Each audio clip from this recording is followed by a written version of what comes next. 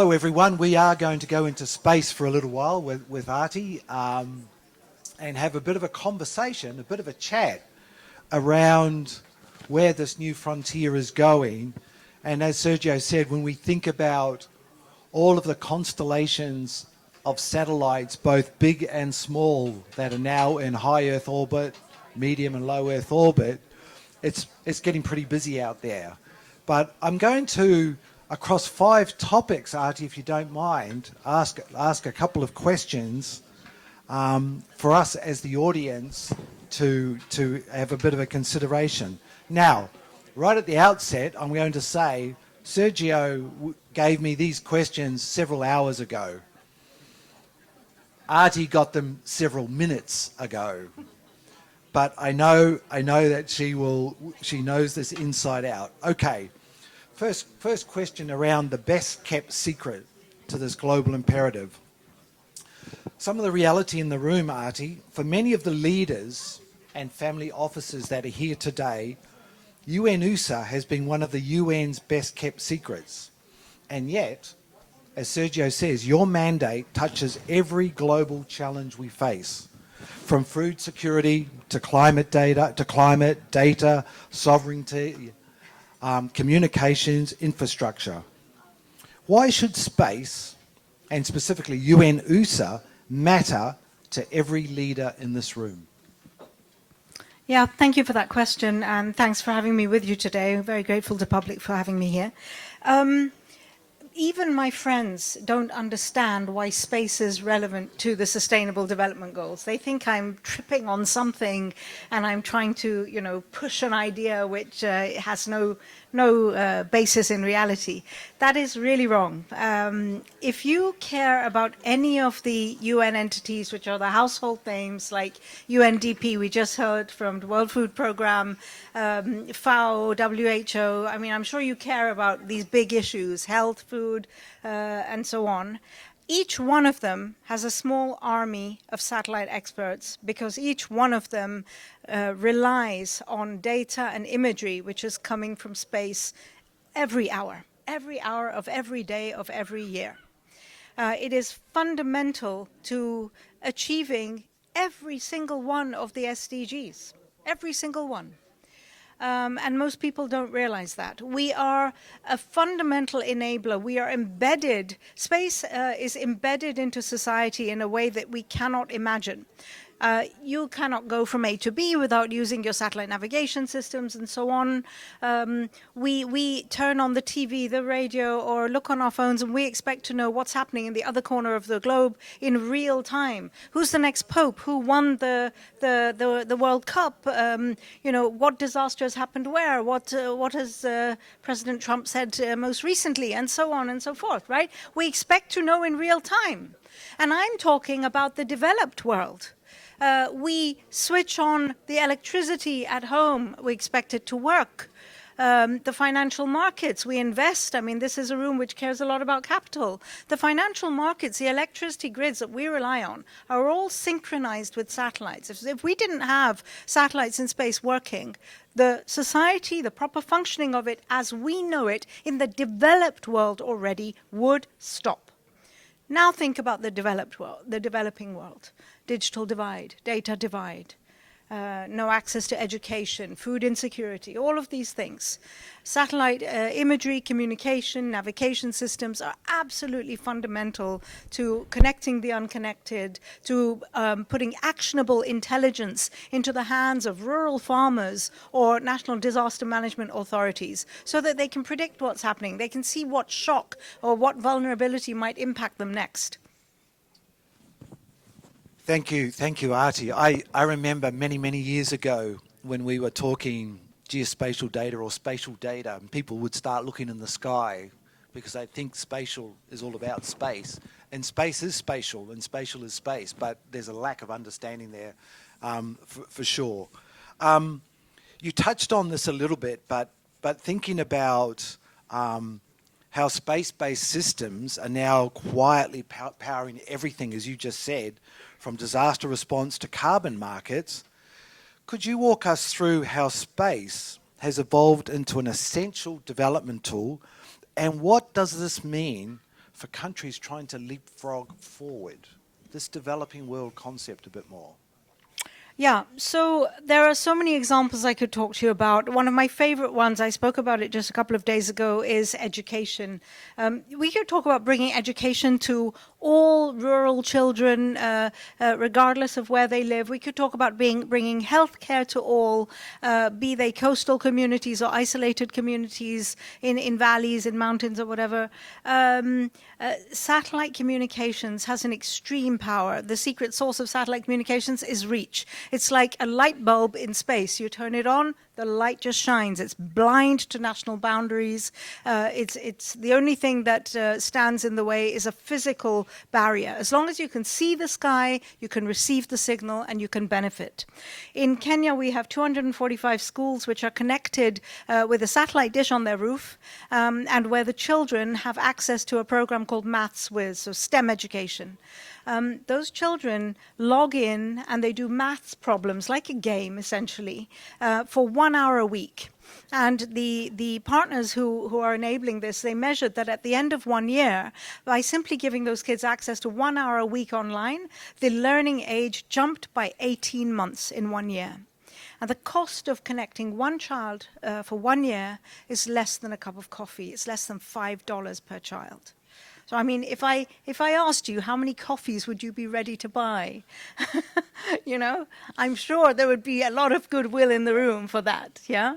So that's one example. I can think about a remote area in Benin where aid workers fly in with little laptops, which they open and they point to the sky in a certain direction. And in fact, it is a satellite terminal. And they're supporting pregnant mothers, expecting mothers, and diagnosing them and providing them with healthcare services which otherwise they would never benefit from. I speak often about friendship floating hospitals, yeah? These ships which are scouring the fjords of Bangladesh and Africa and enabling healthcare and diagnoses and treatment for people who have never seen a GP, who don't know what it is to have a regular doctor who follows you. So this is the power of satellite technology and services. Connectivity through space. Just moving to the Space for Ocean Alliance, which you helped launch, and this exemplifies how space and diplomacy now go hand in hand. What does this model teach us about linking data, environment, and sovereignty in ways that create real systems change? And where do you see it going next? And further, how can the family offices in this room help? Yeah, so the Space for Oceans Alliance was launched at the UN Oceans Conference earlier this year, and it was an effort to systematically address ocean challenges, all the way from illegal fishing and environmental crime and pollution on the one hand, to biodiversity and taking care of the mangroves and conservation efforts on the other. You can track illegal vessels. You can see the extent of pollution. You can see into areas where physically on the ground you would have to send coast guards or small boats to try to explore. They do not have the bird's eye view that you have from space. So there's a tremendous power of being able to take photographs of the Earth from space. We've been doing that for the last 60 years. And just like every year when you buy yourself a new iPhone or a new Android, you know, the resolution of the camera gets better and better and better. It's the same thing for cameras in space. They are so sophisticated now, we can see an extremely detailed resolution of what's happening down on Earth. And so when it comes to oceans, the attempt here is to convene all of the space actors, starting with the space agencies, to get them working together, not just to celebrate the next new satellite, the next new mission, but really to turn that satellite data into diplomacy and into action. There is an awful amount of value to be had by linking data with diplomacy. Right now, member states are negotiating ocean governance, climate adaptation, and maritime security at a time when the ocean's facing unprecedented pressure. But by giving them shared evidence, that they all can see what's happening on all oceans, we can really ensure that their work on the one hand, embeds data into policy making and into the diplomatic process, but also that it ensures that their negotiations are not just political, but really practical and based on what we can see in fact, as evidenced with space imagery. Neither science nor policy making alone is enough. Space gives us a common view of the oceans, and diplomacy gives us the power to act on it together. And that's the key here. If I may, I mentioned the other day about Peru, which suffered dreadfully from illegal fishing, losing $300 million a year from illegal fishing. And they put a law into place saying that every ship entering Peruvian waters must keep its automatic identification system on. That's enabled by satellite. And they started enforcing compliance with this by observing using very high satellite imagery, which can see through the clouds, which can see at night, because obviously these ships, they come in mostly at night thinking nobody can see them. By enforcing like this, they saw that illegal fishing go down from 200 ships a year to 40. And that's tremendous. That is tremendous.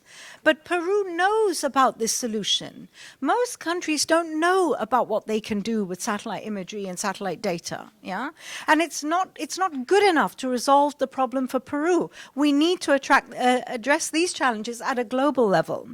Our office is the only office that is pushing space solutions and pushing for them to be embedded into policy making like that. Whether it's for healthcare, whether it's for education, whether it's for environmental crime. Nobody else pushes satellite and space solutions. You asked how people can help. Well, we are here. We will be signing an MOU with Public, which I'm very excited about, later on this evening. Thank you. Thank you to Sergio for enabling that and pushing us to work together like that. And so we really hope to be unlocking a lot of new partnerships through our collaboration there. So one thing, as Aarti is exemplified here, is that we need a global champion, and UNOOSA is that global champion. Aarti, my next question was going to be on partnerships, without giving too much away, but you've actually answered that already. So I'm going to skip that one, because you've already just gone there with that one, with the signing of this agreement. I want to finish off thinking about ethical architecture for this final frontier.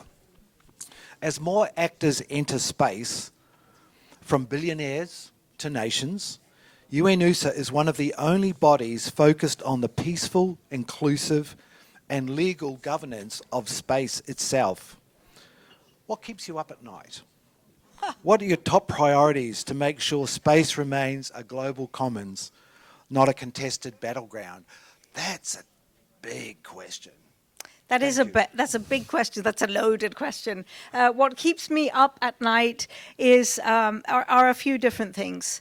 What really bothers me at my soul level is the fact that we have such a huge demand, such a hunger for education, for healthcare, for all of these things. And I know that we can enable them. But we are not able to bridge that divide. But hopefully, with the power of Sergio and his MOU, we're going to start bridging that gap. That's one thing. That's one thing. But it's true, we have a lot of congestion in space. There are more objects and satellites being launched every year. I've joined the UN from the satellite industry just 2 years ago. I wish I had more space and results-oriented industry experts in my office to support me, but we're trying to drive that change as well. But what we really need is space traffic coordination. And that means that every operator, be it public, be it private, be it academic, is actually sharing their location of their satellite, their maneuver plans with each other, enabled by UNOOSA and COPUS, the Committee on the Peaceful Uses of Outer Space that we are secretariat to facilitate that coordination. There are near misses happening in space every single day. You don't hear about them. You don't see them. Why should we care? We don't see it, right? We will care when the internet goes dark. We will care when the financial markets collapse. We will care the second we switch on the TV and we miss the results of the Football World Cup. These are the moments when we get very upset. Things don't work. We care. But it's very real. We are working on this. I need to recruit some smart experts to join me in the office to lead this, champion these topics forward and really get these things off the ground. Yeah, we're going in the right direction, but it's early days. We need some partner support. Yeah. Wonderful. Aarti Holla-Maini, Director of UNOOSA, thank you for sharing your insights with us. Thank you for having me.